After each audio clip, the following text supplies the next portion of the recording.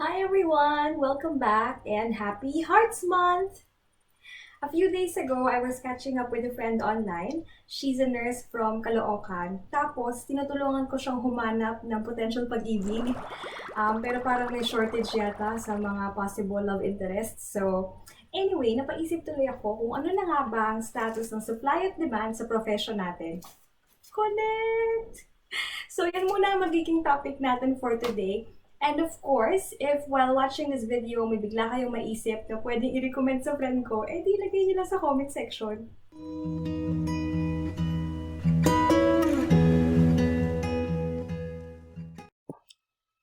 Okay, so sa buong mundo, merong 29 million registered nurses at registered midwives.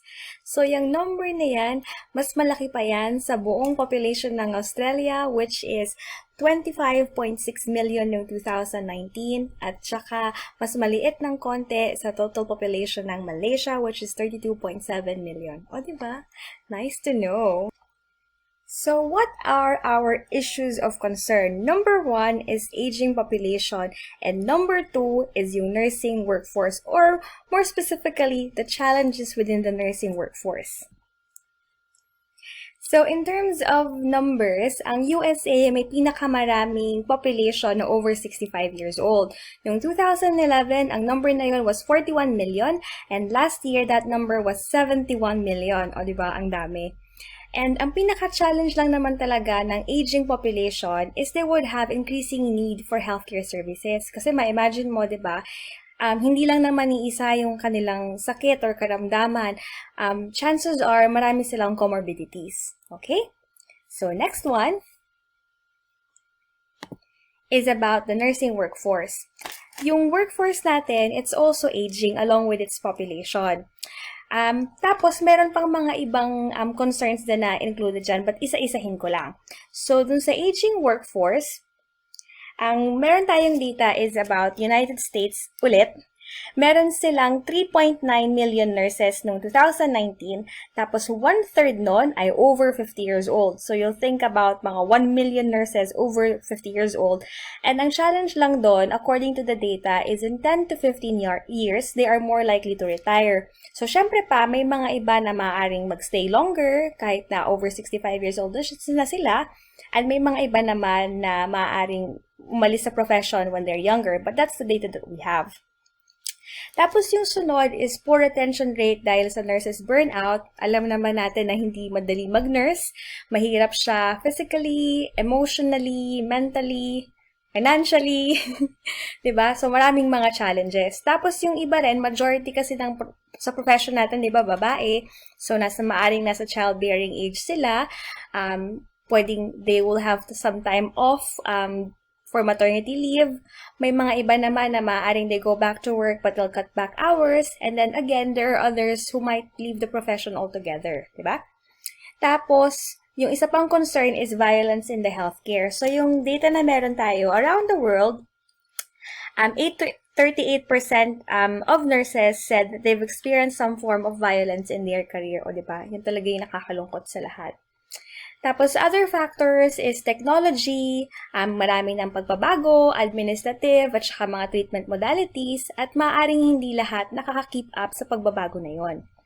And the last bit is about empowerment. Siyempre, pag nandun ka sa sitwasyon na marami kang responsibilities, tasks, tapos hindi naman naririnig yung voice mo or yung mga concerns mo, driving force din yon para umalis ng ibang profession ang ibang nurses. Okay? So, yan yung challenges natin within our workforce. Our population is aging, poor retention rate, at saka marami ring factors in terms of technology and empowerment.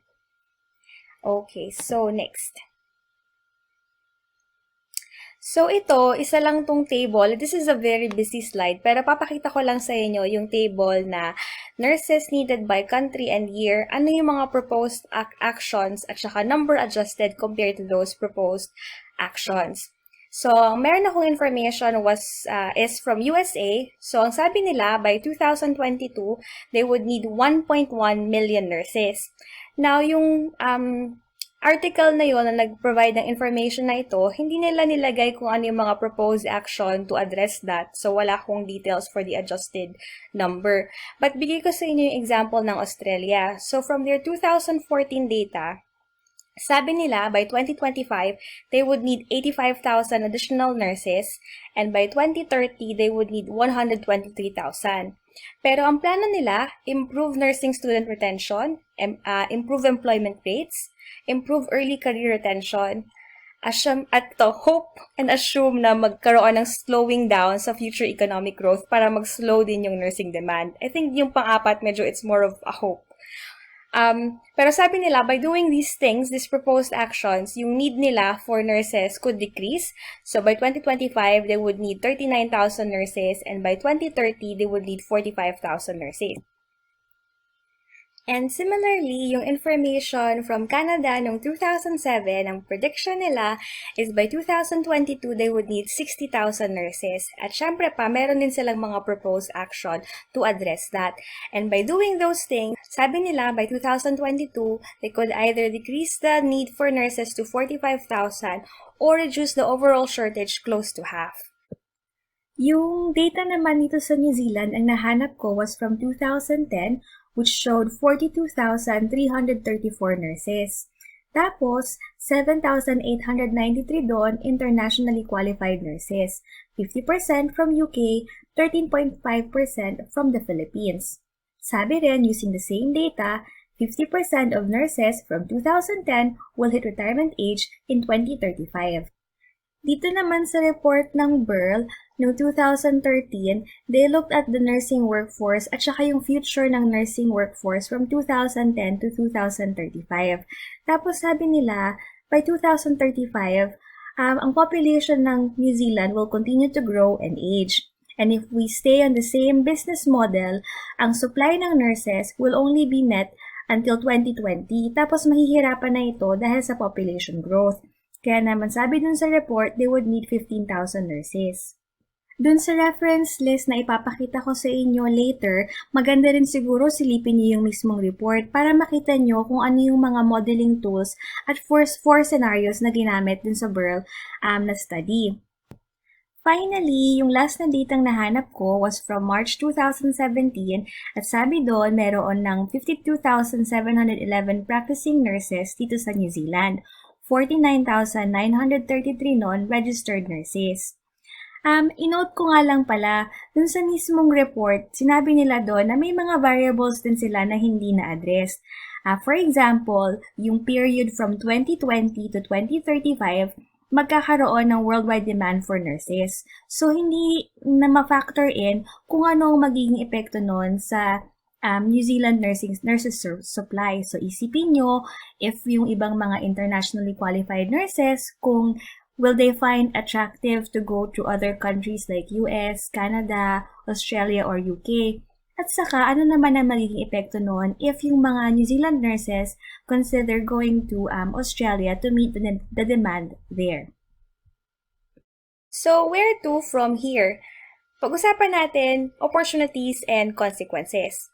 Pero before we go and dive through that information, isipin nyo lang yung mga number na minention ko kanina, yung mga million and thousands of nurses that are apparently is needed in our profession. Hindi naman ibig sabihin noon lahat ng million na yon or libon na yon, puro Pilipinong nurses lang i-employ. Siyempre, priority ng each country to grow their own nurses, to make opportunity for their own student nurses, and another factor to consider are there are also other nurses in different countries, diba? Na mga kasabayan nating mag-apply, kumbaga. Alright, so opportunities and consequences. So, opportunities, primary care, chronic and long-term care, specialization, geriatrics, kasi nga, diba, our population is aging, informatics in the advent of technology, and care coordinators as we try and move perhaps in a community-based approach.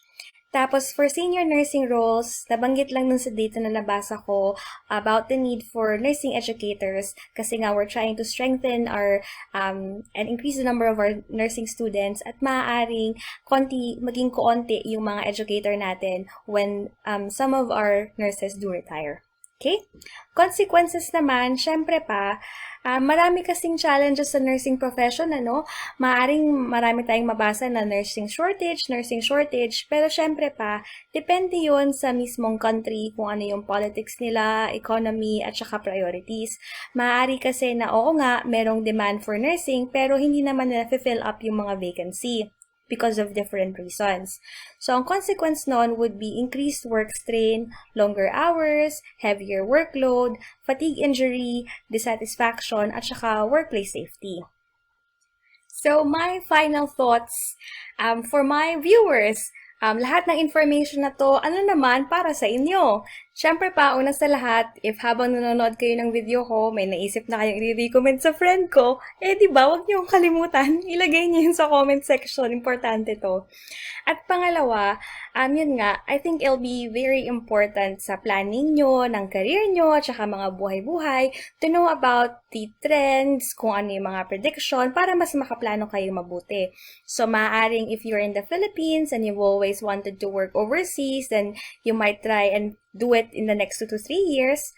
Maaari din naman na if you're already working in US, Canada, Australia, or New Zealand, you'll see this as an opportunity to prepare yourself for advanced nursing career roles kung yun yung feeling nyo, gusto nyong direction for your career.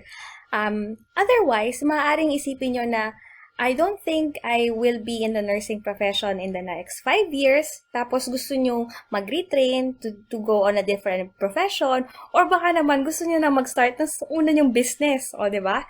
So yun lang. I'm bringing all this information to you para kayo din, mapapaisip kayo kung ano na nga ba ang magiging future ng nursing profession, saan ko nakikita ang sarili ko in the next 5 years, and paano ko yon ma-achieve. Tapos, nilagay ko yung reference ko dito if gusto nyong basahin yung mga data na available. If meron kayong feeling nyo na hindi ko na-interpret ng maayos or na-miss out ko, edi pakilagay lang din po sa comment section para mabasa ko ulit. And finally, meron akong ipapakita sa inyong maiksing video. So, this video is available in YouTube, and if you're still interested to listen to more information about nursing shortage, then by all means, go ahead and look this video up. I hope na meron kayong natutunan at naging productive itong pananood niyo sa akin. So, anyway, yun lang muna from me! As always, I wish you all the best with your journey and have a blessed day. Bye!